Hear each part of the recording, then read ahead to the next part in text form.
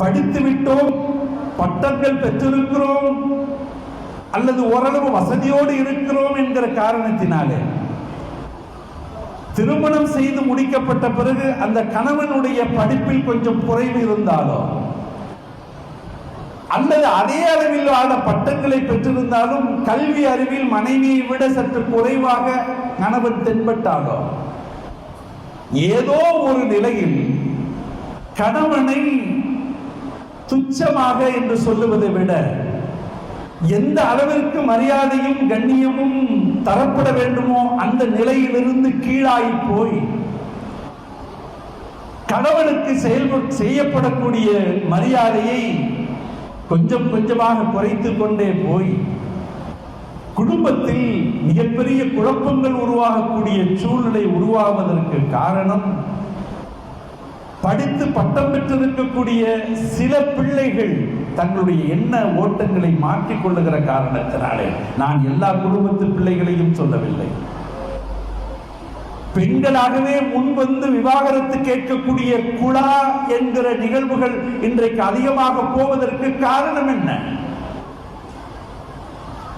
அப்படி சிலிர்த்தெடுகிற போது பெற்றோர்களுடைய கடமை தான் பெற்றெடுத்த அந்த பிள்ளைக்கு எப்படிப்பட்ட உபதேசங்களை வழங்கி வழிகாட்ட வேண்டும் என்கின்ற நெறிமுறை இருக்கிறதோ அதிலிருந்து தவறிவிடுகிறோமா என்கிற குற்ற உணர்வும் பெற்றோர்களுக்கு இருக்க வேண்டும் என்பதனை சுட்டிக்காட்டுவது நம்முடைய கடமை. ஒரு குடும்பத்தில் சில வருத்தங்கள் வரலாம், சில கருத்து வேறுபாடுகள் வரலாம், அது இல்லாத குடும்பமே கிடையாது. அப்படி வருகிற போது எப்படி ஆரோக்கியமான நிலைப்பாட்டில் நின்று அதனை சரி செய்ய வேண்டும் என்று நிதானித்து சிந்தித்து செயல்பட வேண்டிய கடமை பெரியவர்களுக்கு இருக்கிறது. அந்த பெண்ணையோ அல்லது ஆணையோ பெற்றெடுத்த பெற்றோர்களுக்கு இருக்கிறது. அதிலே எங்கே எல்லாம் தவறிவிடுகிறோமோ, ஒருவேளை பிள்ளையை பெற்ற அந்த பெண்ணை பெற்ற பாசத்தின் காரணத்தினாலே பெண் பக்கமாகவே நிலைத்து நின்று வாதாடக்கூடிய பெற்றோர்களும் இருக்கிறார்கள். தன்னுடைய பெண்ணாக இருந்தாலும் அது பேசுவது தவறு, அது செயல்படுத்துவது தவறு என்று சொல்லி கண்டிக்கக்கூடிய பெற்றோர்களும் இருக்கிறார்கள். ஆனால் அது எண்ணிக்கையில் குறைவு. தானே பெற்றெடுத்த பிள்ளையாக இருந்தாலும் மார்க்கம் சொல்லிக் கொடுக்கக்கூடிய ஒழுக்க நிலைப்பாட்டை மனதிலே ஆட பதிய வைத்து குடும்ப வாழ்வியலை சரிவர செய்யக்கூடிய பாங்கு எங்கே இருக்கிறதோ அந்த குடும்பத்தில் அமைதி நிலவும். அண்ணலம் பெருமானார் முஹம்மது நபி ஸல்லல்லாஹு அலைஹி வஸல்லம் அவர்கள் ஒரு முறை தன்னுடைய அருமை மகளார் ஃபாத்திமா ரலியல்லாஹு அன்ஹா அவர்களுடைய இல்லம் செல்லுகிறார். தான் பெற்றெடுத்த அருமை மகளார், என்னுடைய ஈரக்குரல் ஈரக்குலை என்று அந்த பாசத்தினுடைய பரவசத்தில் பலமுறை சொல்லி காட்டிய பெருமானார் அவர்களுடைய மகளார் உள்ளே சென்று கேட்கிறார்கள், மருமகன் எங்கே இருக்கு? உள்ளே சென்றவுடன் நம்முடைய மகளை பார்த்து கேட்போம் அல்லவா, மாப்பிள்ளை எங்கம்மா என்று. அதே போல கேட்கிறார்கள் பெருமானார். சாதாரணமாக கேட்கிறார். உள்ளே நுழைந்து மகளை பார்க்கிறார்கள், மருமகன் எங்கே என்று கேட்கிறார்கள். அலி ரலியல்லாஹு அன்ஹு ஏதோ கொஞ்சம் சங்கடப்பட்டு தன் மனைவி மீது கொஞ்சம்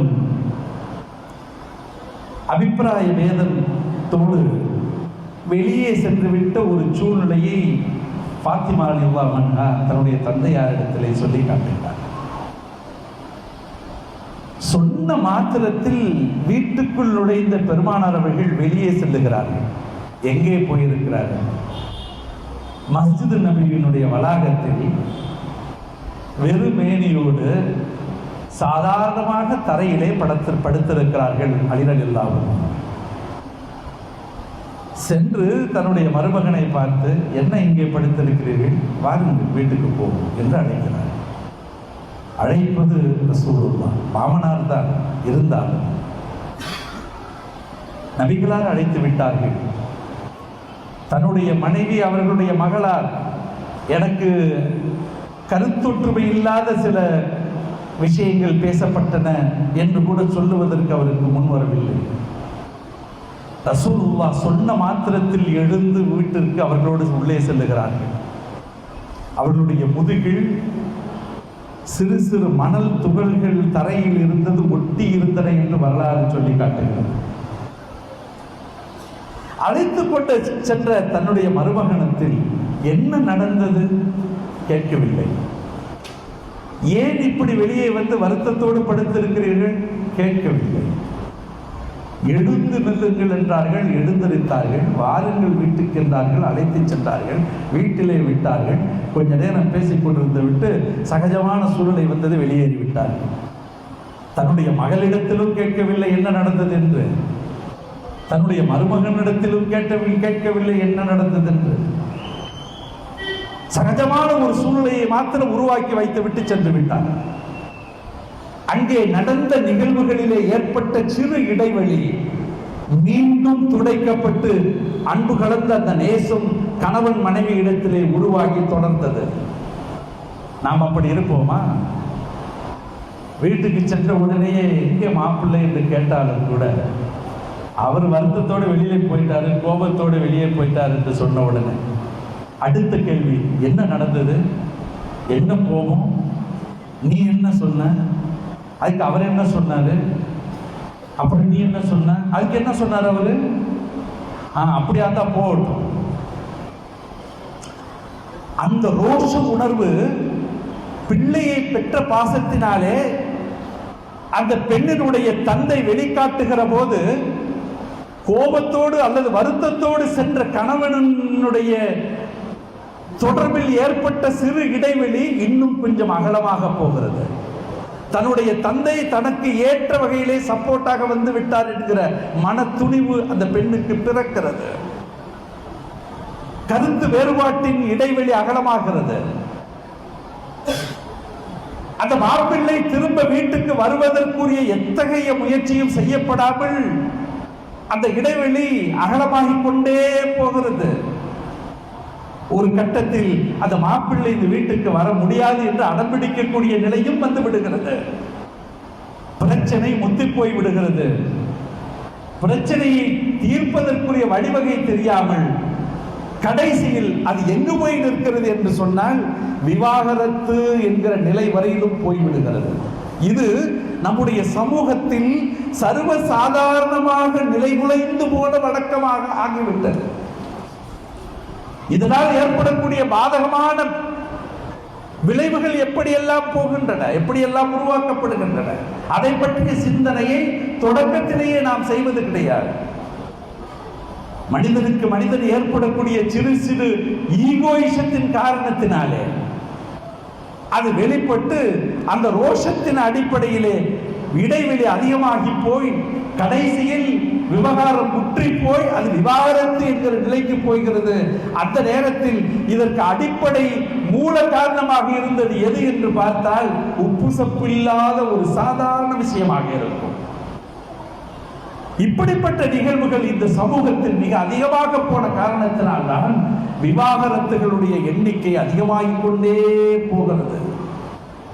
அது மாத்திரமல்ல, குடும்பத்தில் ஒரு ஆணும் சரி ஒரு பெண்ணும் சரி எப்படி நடைமுறையில் இருக்க வேண்டும், எப்படி பேச வேண்டும், எப்படி அணுக வேண்டும், எப்படி எண்ண வேண்டும், எப்படி தன்னுடைய கடமைகளை செய்ய வேண்டும் என்கிற சாதாரண சாமானிய சராசரி ஒழுக்கம் மார்க்கத்தில் எப்படி நமக்கு சொல்லி தரப்பட்டிருக்கிறதோ அதை நாம் நம்மில் எத்தனை பேர் பேணி வாழ்கிறோம் என்று எண்ணி பார்க்க வேண்டும். ஒன்றை மனதிலே நிறுத்திக் கொள்ள வேண்டும். எது எப்படியாக ஆனாலும் ஒரு ஆண் ஒரு பெண்ணுக்கு கணவனாக்கப்பட்ட பிறகு அந்த பெண் எவ்வளவு அறிவு கூர்மை உள்ள பெண்ணாக அல்லது எவ்வளவு மிகப்பெரிய பட்டதாரியாக அல்லது மிகப்பெரிய எல்லா வசதிகளும் கொண்டிருப்பவளாக எப்படி இருந்தாலும் கணவனுக்கு கட்டுப்படாத பெண் என்னை சார்ந்தவள் அல்ல, அவள் ஒரு சிறந்த பெண்ணாக இருக்க முடியாது என்றார்கள் பெருமானார் முஹம்மது நபி ஸல்லல்லாஹு அலைஹி வஸல்லம். கணவனுக்கு கட்டுப்பட்டு வாழுகிற ஒடுக்க விழுமியங்கள் கொண்ட வாழ்க்கை தான் ஒரு பெண்ணுக்கு எல்லா நிலையிலும் மூல காரணமாக அமையும். அதே நேரத்தில் அந்த பெண்ணை, மனைவியாக வந்த பெண்ணை எப்படி நடத்துவது, அந்த பெண்ணுக்கு உரிய உரிமைகளை எப்படி கொடுப்பது, அந்த பெண்ணுக்கான காரியங்களை கடமை உணர்வோடு எப்படி செய்வது என்பதிலும் ஒவ்வொரு ஆணுக்கும் கவனம் தேவை என்பதனையும் மார்க்கம் சொல்லி காட்டுகிறது. பெருமானார் அவர்கள் ஒன்றை சொன்னார்கள். ஒரு குடும்பத்தில் ஒரு பெண் பிறப்பது என்பது ஒரு மகத்தான ஒன்று. ஆண் பிறந்ததை விட பெண் பிறப்பை பற்றி பெருமானார் அவர்கள் பல இடங்களிலே சிலாகித்து பேசிய பொன்மொழிகள் உண்டு. ஒரு இடத்தில் சொல்லுவார்கள், ஒருவருக்கு 2 பெண் பிள்ளைகள் பிறந்து விட்டால் சுவனத்தில் அவரும் நானும் இப்படி இருப்போம் என்று 2 விரல்களையும் சேர்த்து காட்டினார்கள் என்று சொல்லப்படுகிறது. 2 பெண் பிள்ளைகளை பெற்றெடுத்து விட்டாலே சுவனவதி. அப்படியானால் பெண்களை பெற்றெடுத்து விட்டதாலே சுவனவாளி ஆகிவிட்டார் என்று அர்த்தம் அல்ல. பெருமானார் அவர்கள் அவ்வளவு ஆனந்தத்தோடு சொல்லுவதற்கு காரணம், பெண் பிள்ளைகளை பெற்று அவர்களை வளர்த்தெடுக்கக்கூடிய எல்லா ஒழுக்க நிலைப்பாட்டையும் ஆக்கி தர வேண்டிய கடமை ஒவ்வொரு ஆணுக்கும் இருக்கிறது, ஒவ்வொரு பெண்ணுக்கும் இருக்கிறது, பெற்றோருக்கு இருக்கிறது. ஒரு பெண் ஈமான் கொண்டு தொழுது முறையாக நோன்பு வைத்து, ரமலானுடைய காலத்தில் நோன்பு வைத்து, அடுத்து பெருமானார்கள் சொன்னார்கள், கணவனுக்கு கட்டுப்பட்ட ஒரு பெண்ணாக யார் வாழுகிறாரோ அந்த பெண் சுவனத்தின் எந்த வாயில் வழியாகவும் சென்று கொள்ளலாம்.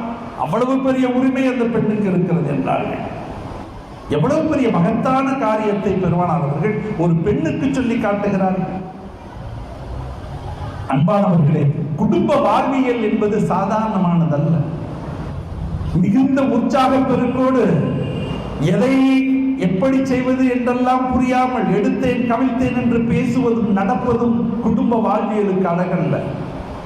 மிகுந்த நிதானத்தோடு பெரியவர்களிடம் சரியான ஆலோசனைகளை பெற்று எந்த முடிவு எடுப்பதாக இருந்தாலும், பெண்ணுக்கு ஆணோ அல்லது ஆணுக்கு பெண்ணோ, ஒழுக்க நிலை மேம்பாட்டை கொஞ்சம் கூட தவறவிடாமல் கண்காணித்து பேணி பாதுகாத்து எல்லா நிலைகளிலும் நம்முடைய அணுகுமுறையை ஆக்கிக் கொள்வதன் மூலமாகத்தான் ஒரு குடும்பம் ஆனந்தமாக இருக்க முடியும். சிறு சிறு விவகாரங்களை எடுத்துக்கொண்டு பிரச்சனையாக்கி, எத்தனையோ இடங்களில் கணவன் மனைவி நன்றாகத்தான் இருப்பார்கள். கணவனை பெற்றெடுத்த பெற்றோர்களும் பெண்ணை பெற்றெடுத்த பெற்றோர்களும் அவரவர்களுக்கு இடையே ஏற்பட்டிருக்கக்கூடிய மனஸ்தாபங்களின் காரணத்தினாலே, சின்ன சிறு விஷயங்களினாலே ஏற்பட்டிருக்கக்கூடிய அந்த மனஸ்தாபங்கள் பெரிதாக விஸ்வரூபம் எடுத்து அது மன ஒற்றுமையோடு ஆனந்தமாக சந்தோஷமாக வாழ்ந்து கொண்டிருக்கக்கூடிய இந்த மணமக்களையே பிரித்தாளக்கூடிய நிலையை கொண்டு போய் சேர்க்கிறது என்று சொன்னார். பிள்ளையை கட்டி கொடுக்கிற போது என் பிள்ளை கண்கலங்காமல் இருக்க வேண்டும் என்று ஒவ்வொரு பெற்றோரும் எண்ணுவது சகஜம்.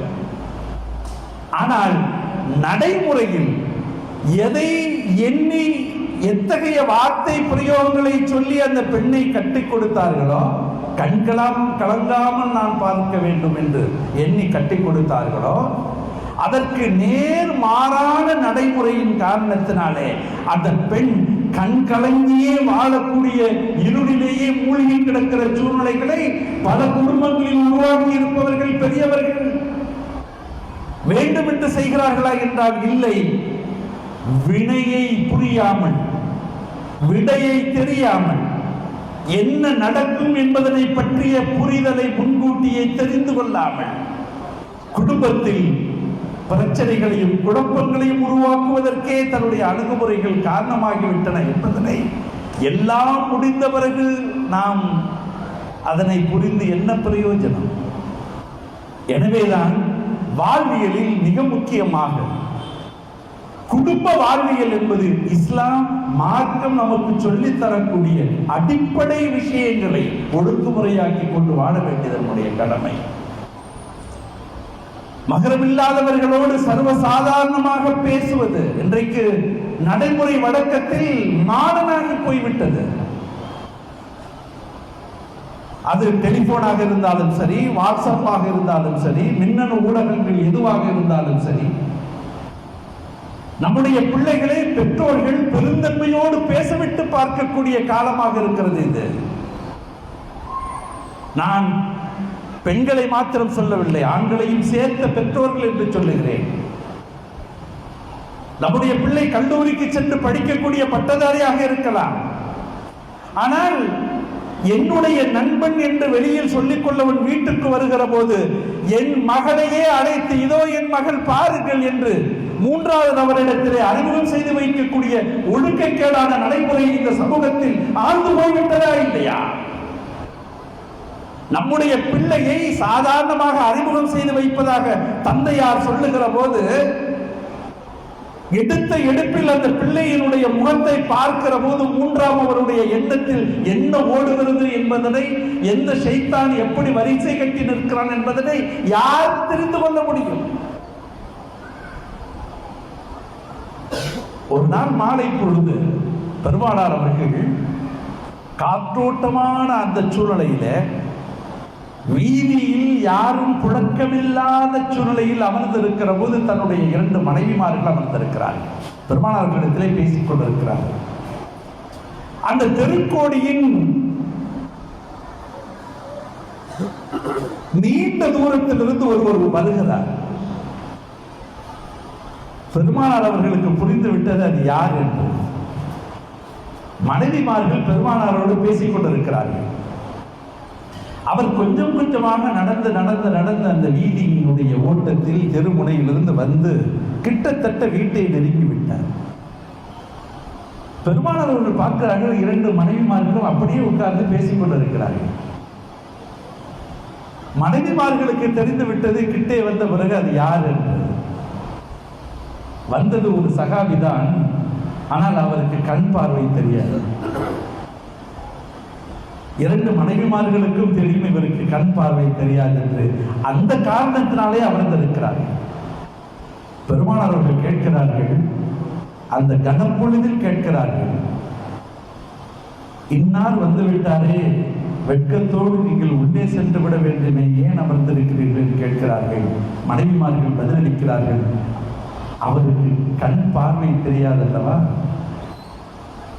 சட்டன பெருமானார் அவர்கள் பதிலளிக்கிறார்கள், அவருக்கு உங்களை தெரியாது, சரி, உங்கள் இருவருக்கும் கண் பார்வை இருக்கிறது அல்லவா என்று கேட்கிறார்கள். உடனே எழுந்து இருவரும் வீட்டிற்கு உட்புறத்தில் சென்று விடுகிறார்கள். இது நடந்த நிகழ்வு சாதாரண நிகழ்வாக இருக்கலாம். அதிலே ஆழ்ந்திருக்கக்கூடிய சத்தியம் என்ன என்பதனை ஒவ்வொரு பெண்ணும் ஒவ்வொரு ஆணும் உணர்ந்திருக்க வேண்டும். அல்லாஹ்வுடைய அல்மறையிலே சொல்லி காட்டுகிறானே, லா தத்ஹுலு புயூத்தன் கைர புயூத்திக்கும் ஹத்தா தஸ்தானிசு வ துஸல்லிமு அலைஹா. உங்களுடைய வீடுகள் அல்லாத மற்ற வீடுகளில் நீங்கள் நுழையாதீர்கள். லா தத்ஹுலு கமாண்ட், ஆர்டர். அது நுழையாமல் இருப்பது நல்லது என்று சொல்லவில்லை. லா தத்ஹுலு, நுழையாதீர்கள் என்று அல்லாஹ் கடுமையாக கண்டிக்கிறான், கடிந்து விட்டு சொல்லுகிறான். எப்படி நுழையாதீர்கள்? நீங்கள் அவர்களுக்கு சலாம் சொல்லி அவர்களிடத்திலிருந்து பதில் சலாம் வந்து உங்களுக்கு அனுமதி கிடைக்கிற வரையிலும் லா தத்ஹுலு புயூத்தன் கைர புயூத்திக்கும், உங்கள் வீடுகள் அல்லாத மற்ற வீடுகளில் நுழையாதீர்கள் என்றார். அருள்மறை குர்ஆன் சொல்லி காட்டுகிற ஒடுக்க விடுதியம் இது. பின்பற்றுகிறோமா? எத்தனை பேர் சர்வசாதாரணமாக அனுமதிக்கிறோம் வீடுகளிலே? எத்தனையோ சம்பவங்களுக்கு பிறகு ஒரு தீய விளைவை சந்திக்கக்கூடிய மிகப்பெரிய சம்பவம் நிகழ்ந்து விடுகிற அபாய சூழ்நிலையும் சந்திக்கிறோமே. இதற்கெல்லாம் காரணம் என்ன? சமூகத்தினுடைய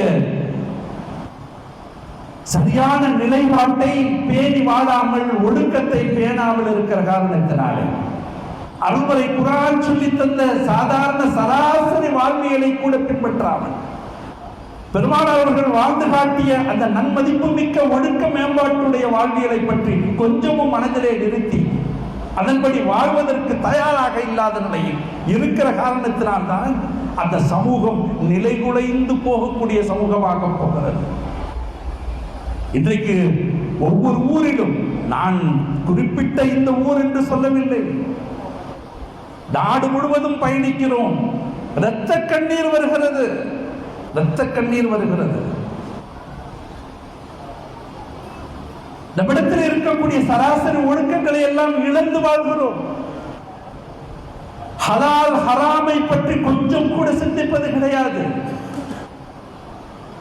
ஹராம் என்று சொல்லிவிட்டு நாம் சில விஷயங்களை எடுத்து வைத்தால் எங்களை போன்றவர்களை பார்த்து சொல்லுவார்கள், அரசியல்வாதிகள் அப்படித்தான் சொல்லுவார்கள், அரசியலில் எல்லாம் சகஜம் தான் என்று சொல்லுவார்கள்.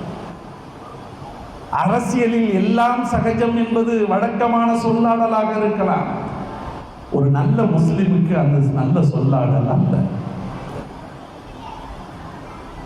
வக்ஃப் வாரிய தலைமை பொறுப்பை எடுத்த நாளிலிருந்து இதுவரையிலும் நான் சொல்லிக் கொண்டிருக்கக்கூடிய ஒன்று, அல்லாஹ்வின் பெயரால் அர்ப்பணிக்கப்பட்ட சொத்துக்களை பாதுகாப்பதிலும்,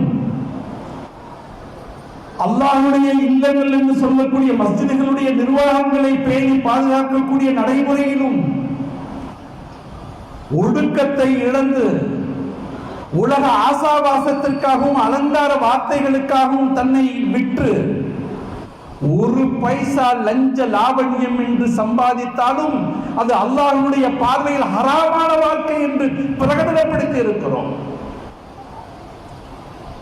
அப்படிப்பட்ட என்னையே பார்த்து அவதூறு சொல்லக்கூடியவர்கள், அரசியல்வாதிகள் இப்படியெல்லாம் சொல்லுவது சரிதான், கேட்டிருக்கிறோம், எத்தனையோ பேர் சொல்லி கேட்டிருக்கிறோம். லட்சம் லட்சமாக கோடி கோடியாக லஞ்சங்கள் வாங்கி பிழைத்திருப்பவர்கள் தானே இவர்கள் என்று நாக்குசாமல் நம்மவர்களே விமர்சனம் செய்யக்கூடிய இழிவான நிலைக்கு நம் சமூகம் தள்ளப்பட்டிருப்பதுதான் வேதனை. நான் ஏதோ மேடைகளிலே தெருவீதிகளிலே நடக்கக்கூடிய மேடைகள் பேச்சுக்கள் என்றல்ல, அல்லாஹ்வை வணங்கி வழிபடக்கூடிய மஸ்ஜிதுகளுடைய உட்புறத்தில் ஹுத்பா இமாம் செய்யக்கூடிய ஹுத்பா மெம்பருக்கு பக்கத்தில் நின்று இறைவனுடைய பெயரால் அர்ப்பணிக்கப்பட்ட சொத்துக்களாக இருந்தாலும் மஸ்ஜிதுகளுடைய வருமானங்களாக இருந்தாலும் அந்த வருமானங்களை அந்த நிர்வாகங்களை பேணி காக்கக்கூடிய விவகாரங்களாக இருந்தாலும் அதற்கெல்லாம் ஒரு தலைமை பொறுப்பாக இருக்கக்கூடிய வக்ஃப் வாரியத்தினுடைய தலைமை பொறுப்பை ஏற்றிருக்கக்கூடிய நான் ஒரு பைசா லஞ்சம் என்று வாங்கினாலும் அது ஹராம் ஹராம் என்று டிக்ளேர் செய்திருக்கிறேன். என்னை பார்த்து இன்னமும் குறைபாடு சொல்லக்கூடியவர்கள் இருக்கத்தான் செய்கிறார்கள். அதை பற்றி நான் அல்லாஹ்விடத்திலே விட்டுவிட்டேன். அது எத்தகைய தண்டனைக்குரியது என்பது ஒரு புறம், அதனையும் கேட்டு மீண்டும் விமர்சனம் செய்யக்கூடியவர்கள் எது உண்மை எது ஹக்கு என்பதை கூட பிரித்தறிந்து தெரியாத வேலைகளாக இருப்பவர்கள் தரக்கூடிய விமர்சனங்கள் அல்லாஹ்வுக்கு பதில் சொல்லட்டும் என்று அவர்களை அப்படியே விட்டுவிட்டேன். இது தொடர்கிறது.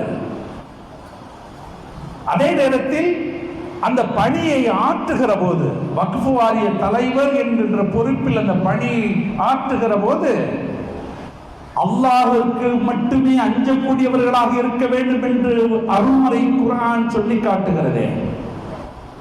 இன்னமா யஅமுரு மஸாஜிதல்லாஹி மன் ஆமன பில்லாஹி வல் யௌமில் ஆகிர் வ அகாமஸ் ஸலாத்த வ ஆத்தஸ் ஸகாத் வலம் யக்ஷ இல்லல்லாஹ் என்று அல்லாஹ் பிரகடனப்படுத்துகிறார். என்னுடைய மஸ்ஜிதுகளை பரிபாலனம் செய்யக்கூடியவர்களுக்கு 5 தகுதிகள் இருக்க வேண்டும். இல்லை என்றால் பேசாம விட்டுட்டு வெளியே போயிடணும் அப்படின்னு சொல்லல. அது அர்த்தம் அதுதான். அப்படி சொல்லுகிற போது ஈமான் கொண்டிருக்க வேண்டும், மறுமை நாள் என்று ஒன்று இருக்கிறது, அல்லாஹ் கேட்பானே என்கிற அச்சப்பாடு இருக்க வேண்டும், நியமமாக தொழுகக்கூடியவராக இருக்க வேண்டும், அல்லாஹ் தந்திருக்கக்கூடிய நியமத்துகளில் இருந்து சக்காத்து கொடுப்பவராக இருக்க வேண்டும். சொல்லிவிட்டு 5வதாக சொல்லுகிறார், வலம் யக்ஷ இல்லல்லாஹ், அல்லாஹ்வை தவிர வேறு யாருக்கும் அஞ்சாதவராக இருக்க வேண்டும். இது யாருக்கு? ஒரு மஸ்ஜிதினுடைய நிர்வாகத்தை செயல்படுத்தக்கூடிய ஒரு நிர்வாகத்திற்கு மாத்திரமல்ல, எல்லா மஸ்ஜிதுகளுடைய நிர்வாகத்தையும் சேர்ந்து கண்காணிக்கக்கூடிய வக்ஃப் வாரிய தலைவருக்கும் பொருந்தும், ஒரு மஸ்ஜிதுடைய ஒரு முத்தவல்லிக்கும் பொருந்தும். அதனால் தான் ஒவ்வொரு வாரிய கூட்டத்திலும் சூரத்துல் ஃபாத்திஹாவை ஓதி இந்த வசனத்தை முன்மொழிந்து விட்டுத்தான் வாரிய கூட்டம் ஒவ்வொரு முறையும் தொடங்க வேண்டும் என்கின்ற நடைமுறையை உருவாக்கி விட்டவன் நான். இன்றளவும் நடைபெற்றுக் கொண்டிருக்கிறது. குறைந்தபட்சம் ஒவ்வொரு வாரிய கூட்டத்திற்கு முன்பாக இந்த இறைவசனத்தை சொல்லுகிற வகையிலாவது இங்கே இருக்கக்கூடிய பொறுப்பாளர்களுக்கு இறையச்சம் வர வேண்டும், அது நினைவூட்டப்பட வேண்டும் என்கிற காரணத்தினாலே ஒவ்வொரு வாரிய கூட்டத்திற்கு முன்பாகவும் இது உச்சரிக்கப்பட வேண்டும் என்கின்ற நடைமுறையை உருவாக்கி வைத்திருக்கிறோம். அது நான் பொறுப்பேற்ற பிறகு அதனை ஆக்கி வைத்திருக்கிறேன். வல்ல அல்லாஹ் அத்தகைய ஞானத்தை தந்த காரணத்தினாலே அந்த வழக்கத்தை உண்டாக்கி இருக்கிறோம். அதற்கு பிறகும் அவதூறு பிரச்சாரங்களா? அதற்கு பிறகும் இத்தகைய பொறாமை புறம் பேசுதல்களா? இத்தகைய கீழான விமர்சனங்களா? நான் அச்சப்படவில்லை, அல்லாஹ் ஒருவனுக்கு அச்சப்படுகிறேன். வலம் யக்ஷ இல்லல்லாஹ் என்கிற அந்த அங்கத்தை மனதிலே ஆழ பதிய வைத்தவனாக சவால்களை சந்திக்கலாம், அது வேறு விஷயம். ஆனால் இறைவனுக்கு மட்டும்தான் அஞ்ச வேண்டும் என்கிற நிலைப்பாட்டில் நிலைத்து நிற்பதில் கடினம் வந்தால் துனியாவில் எந்த பதவியும் எந்த பரிசும் பெறுதல்ல ஒரு நல்ல முஸ்லிமுக்கு. அத்தோடு அதனை நிறுத்திக் கொள்கிறேன். முஸ்லிமாக வாழ்வது என்பது மனசாட்சியோடு நம்மை உரசி பார்த்து வாழ வேண்டும். இல்லாவிட்டால் அந்த வாழ்க்கை பதறான வாழ்க்கையாக போய்விடும். நமக்கென்று முடிவு செய்யப்பட்ட நொடிப்பொழுது வந்துவிட்டால் எந்த நிலையிலும் அது பின்வாங்கப்பட மாட்டாது, தாமதப்படுத்த மாட்டாது. அல்வரை குர்ஆன் இப்படி சொல்லி காட்டுகிறது. வஅன்ஃபிகு மிம்மா ரஸக்னாக்கும் மின் கப்லி அன் யஅதிய அஹதக்குமுல் மௌத் ஃபயகூல ரப்பி லௌலா அഖர்தனி இலா அஜலின்.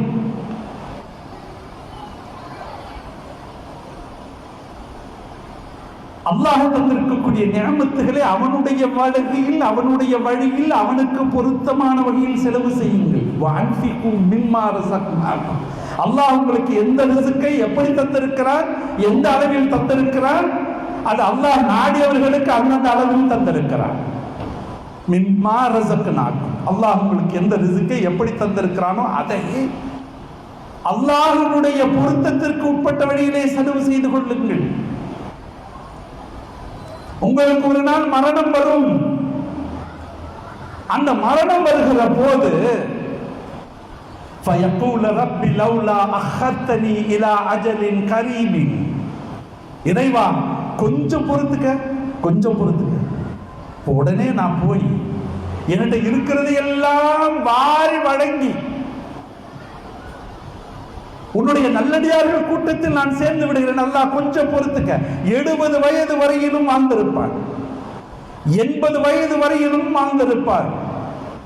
81வது வயது தொடங்குகிற முதல் நாளில் அவனுடைய ரூஹ் வாங்கப்படுகிறது என்றால் 80 வயது கடந்திருக்கிறதே, 80 ஆண்டுகள் உன்னுடைய வாழ்நாளில் கடந்திருக்கிறதே. அதையெல்லாம் இத்தனை மீலாது விழாக்களில் சொல்லி, இத்தனை உலமாக்கள் சொல்லி, இத்தனை நசீகத்துகள் வழங்கி, இத்தகைய எச்சரிக்கைகள் எல்லாம் கொடுத்த பிறகும் கூட நீ உன்னை மாற்றிக்கொள்ளாமல் மரணம் என்று விதிக்கப்பட்ட அந்த நொடி பொழுது 81வது வயதின் முதல் நாளில் காலையில் வருகிறது 7 மணிக்கு என்று சொன்னால், இறைவா கொஞ்சம் பொறுத்துக்கு என்ன விட்டு நான் போய் எல்லாத்தையும் இருக்கிறதையெல்லாம் எடுத்து தான தர்மம் பண்ணி அள்ளி ஏழைகளுக்கு வாரி வழங்கிட்டு ஒண்ணு என் கையில இல்லைன்ற அளவுக்கு நல்லடியார்கள் கூட்டத்தில் சேர்ந்து நான் வந்து விடுகிறேன், அல்லாஹ் எனக்கு கொஞ்சம் அவகாசம் கொடு என்று கேட்பான் மனிதன். அல்மறை குர்ஆன் இப்படி சொல்லி காட்டுகிறது. அல்லாஹ் சொல்லுகிறார், வலை யுஅখিরல்லாஹு நஃப்ஸன் இதா ஜாஅ அஜலுஹா. உங்களுக்கு ஒரு நேரம் குறிக்கப்பட்டு விட்டது. வலை யுஅখিরல்லாஹ், அல்லாஹ் தாமதப்படுத்தவே மாட்டான். காசு பணம் சம்பாதித்து லஞ்ச லாவண்யங்களில் ஊறி போய் ஹராம் ஹலால் எது என்கிற பிரிவுகளை எல்லாம் கொஞ்சம் கூட சட்டை செய்யாமல், அல்லாஹ்விற்கு கொஞ்சம் கூட அச்சப்படாமல், இது நியாயமானதா இல்லையா, ஹலாலா ஹராமா என்கிற கேள்விக்கெல்லாம் இடமில்லாமல், இது யாருடைய ஹக்கு, நமக்குரியதா மற்றவர்களுக்குரியதா, என்னுடைய சொந்த பிள்ளைகளுக்குரியதா அல்லது மற்றவர்களுடைய பிள்ளைகளுக்குரியதா என்று கூட பார்க்காமல், ஒரே தாய் வயிற்றில் ஒரு கர்ப்பப்பையில் பிறந்த சகோதரர்கள் இருவர் ஒரு ஜான் நிலத்திற்காக நீதிமன்ற நெடிய படிக்கட்டுகளில் ஆண்டாண்டு காலமாக ஏறி இறங்கி லட்சக்கணக்கில் கோடிக்கணக்கில் செலவு செய்வதை பற்றி கவலைப்படாமல் வாழ்நாளை எல்லாம் பதறாக கழித்துவிட்டு கடைசியில் ஒன்றுமில்லாதவனாக மடிந்து போய் மாய்ந்து போற நேரத்தில் இறைவா என்னை கொஞ்சம் விடு, உன் வழியில் போய் எல்லாவற்றையும் செய்துவிட்டு வருகிறேன் என்றால் அல்லாஹ் விடுவேனா? விடுவானா? வலைவாஹிர் அல்லாஹ் நஃப்ஸன் இதா ஜா அஜலுஹா வல்லாஹு ஸபீரும் பிமா தஅமலூன். நீங்கள் என்ன செய்து கொண்டிருக்கிறீர்கள் என்பதனை அல்லாஹ் அறிந்தவனாக இருக்கிறான். யாருக்கும் தெரியவில்லை, புரியாது என்று மட்டும் எண்ணிவிடாதீர்கள். நீங்கள் வழக்கறிஞராக இருக்கலாம், பல வழக்குகளை சந்தித்த அனுபவம் இருக்கலாம், உங்களிடத்திலே மிகப்பெரிய திறமையும் ஆற்றலும் இருப்பதாக நீங்கள் எண்ணிக்கொண்டிருக்கலாம். நீங்கள் யார் என்பதனை நான் தெரிந்து வைத்திருக்கிறேன், எச்சரிக்கை என்று அல்லாஹ் அவனுடைய அருள்மறையை சொல்லி காட்டுகிறானே. எத்தனை பேர் அதனை நாம் உள்வாங்கி வாழ்ந்து கொண்டிருக்கிறோம்? கிடைத்த மாத்திரத்தில் அப்படியே லாபகமாக அள்ளிக்கொள்வது எப்படி? இவனிடத்திலே பங்காளியிடத்திலிருந்து பிடுங்கிக் கொள்வது எப்படி? அவனிடத்திலிருந்து வாங்கிய இந்த பணத்தை அவன் எப்படி திரும்ப நம்மிடத்திலிருந்து பெற்றுக் கொள்வான் பார்ப்போம் என்று சவால் விட்டு வாழுகிற வாழ்வியலை எத்தனை பேர் சர்வ சாதாரண சராசரி வாழ்வியலாக எடுத்து வாழுகிறோம்? லட்சம் லட்சமாக சம்பாதித்து கோடி கோடியாக நாம் நம்முடைய வருமானத்தை பெருக்கி பெரிய பங்களாக்களும் பெரிய சொத்துக்களும் வாங்கி வைத்து விட்டதனாலே என்ன நிலை வந்து விட போகிறது? அது ஹலால் என்கிற நிலைப்பாட்டிலிருந்து அப்பாற்பட்டு ஹராம் என்கிற நிலைப்பாட்டிலே நீங்கள் சேர்த்து விட்ட பிறகு மரணம் எந்த நொடியிலும் வரலாம். வந்துவிட்ட பிறகு நீங்கள் சேர்த்து வைத்த எத்தனை ஏக்கர் பூமியாக இருந்தாலும் அதெல்லாம் உங்களுக்கு பயன்படாது. பொது கபர்ஸ்தானில் 6 அடி கூடி தோண்டப்பட்டு மல்லு துணியால் உங்களை மல்லு கட்டி இழுத்து கட்டி போட்டு உள்ளே வைத்து மண்ணை மூடுகிற காட்சியை ஒவ்வொரு நாளும் பார்த்து கொண்டிருக்கிறோமே, அச்சம் வரவில்லையா என்று நம்முடைய மனசாட்சி கேட்க தூண்டுகிற நிகழ்வுகளாகத்தான் நபி பெருமானார் முகமது நபி ஸல்லல்லாஹு அலைஹி வஸல்லம் அவருடைய வாழ்வியலை பற்றி எடுத்துச் சொல்லுகிற கூட்டங்களாக இது இருக்க வேண்டும். வெறுமனே கேட்டுவிட்டு செல்லுகிற கூட்டங்கள் அல்ல. ஒருவேளை இது போன்ற நிகழ்வுகளுக்கு வராமல் இருந்து விட்டாலும் கூட, அல்லது இது போன்ற நற்செய்திகளை நம்முடைய காதுகளில் ஒலிக்க செய்யாவிட்டாலும் கூட பரவாயில்லை. எல்லாவற்றையும் கேட்டுவிட்டு அதன்படி நான் நடக்க மாட்டேன் என்கிற நிலைக்கு நம்மை ஆளாக்கிவிட்டால் நம்மை போல ஒரு துர்பாக்கியசாலி யார் இருக்க முடியும்? நம்மை போல ஒரு பாவி யார் இருக்க முடியும்? அல்லாஹ் அவனுடைய குர்ஆனில் அவனுடைய அருள்மறையிலே சொல்லி காட்டுகிறான். தவறு செய்கிறீர்களா? சரி, இதுவரையிலும் செய்திருக்கிறீர்கள், திருத்திக் கொள்ளுங்கள், மாற்றத்தை உருவாக்கிக் கொள்ளுங்கள். நீங்கள் உங்களுடைய மாற்றத்தை நீங்கள் உருவாக்கவில்லை என்றால் ஒட்டுமொத்த இந்த சமூகத்தினுடைய மாற்றத்தை இறைவன் செய்ய மாட்டான்.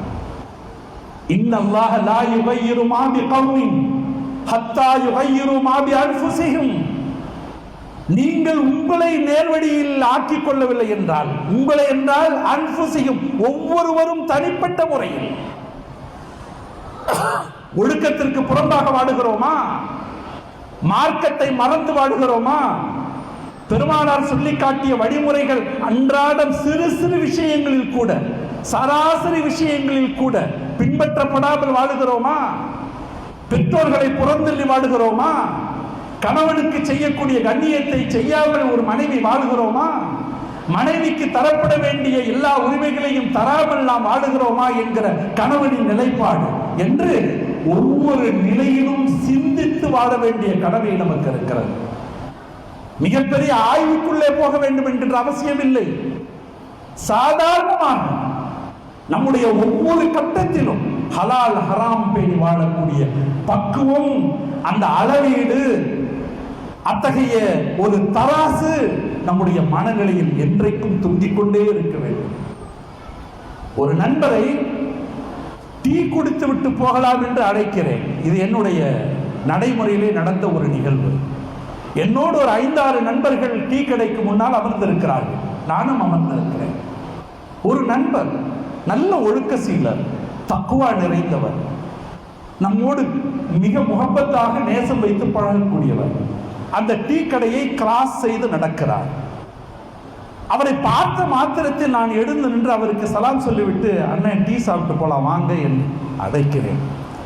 முதலில் தடுமாறி வேண்டாம் என்றவர் கொஞ்சம் அழுத்தம் கொடுத்து அழைத்த போது வந்துவிட்டார். உட்காருவதற்கு ஒரு ஸ்டூலை எடுத்து போடுகிறேன். அவர் புரிந்து கொண்டார், என்னோடு இன்னொரு 5-6 நண்பர்கள் உட்கார்ந்திருக்கிறார் என்று. என்னுடைய அருகில், எனக்கு அருகில் அந்த ஸ்டூலை இழுத்து போட்டு உட்காருங்கள் அண்ணேன் என்கிறேன். உட்கார்ந்தவர் என் காதுகளில் வந்து மெல்ல கேட்கிறார், குடிக்க போகிற இந்த தேநீருக்கு, இந்த டீக்கு நீங்கள் தானே காசு கொடுப்பீர்கள்? ஏன் கேட்கிறார் தெரியுமா? ஒருவேளை என்னோடு இருக்கக்கூடிய மற்ற நண்பர்களில் யாராவது கொடுத்து அந்த பணம் ஹலாலாக ஈட்டப்படாத பணமாக இருந்தால், ஹராமான பணத்தில் வாங்கப்பட்ட டீயை நான் குடித்தேன் என்கிற குற்ற உணர்வு எனக்கு வந்துவிடக் கூடாது என்று அச்சப்படக்கூடிய தத்துவாவை ஒரு மனிதன் பெற்றிருக்கிறார் என்று சொன்னார்.